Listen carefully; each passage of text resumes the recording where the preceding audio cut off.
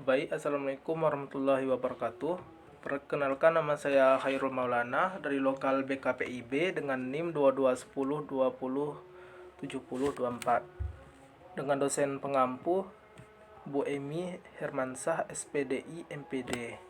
Bila saya akan sedikit memaparkan tugas kuliah saya.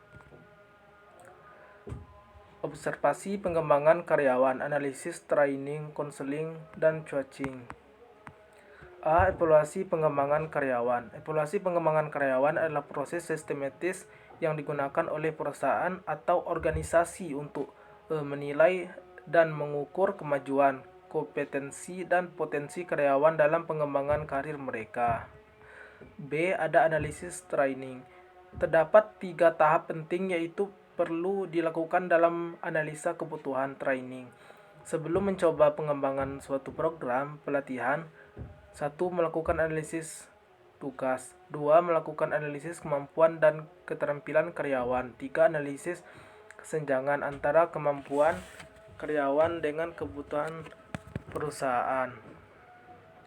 Analisis pelatihan adalah tahap awal dalam pengembangan program pelatihan. Ini melibatkan pemahaman yang mendalam tentang apa yang dibutuhkan oleh organisasi dan karyawan dalam hal pelatihan.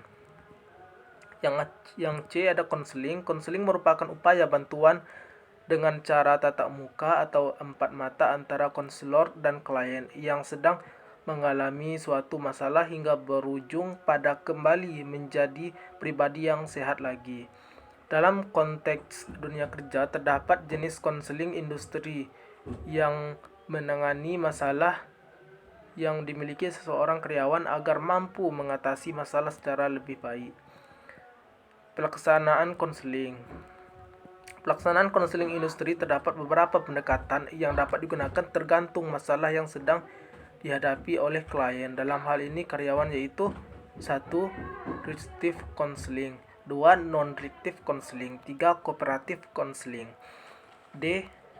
Coaching. Coaching adalah suatu proses di mana seseorang individu disebut coach memberikan bimbingan, dukungan, dan umpan balik kepada individu atau tim lainnya yang disebut coach atau klien. Tujuan coaching adalah membantu coach mencapai potensi maksimal, mengatasi tantangan, memecahkan masalah, dan mencapai tujuan yang ditetapkan.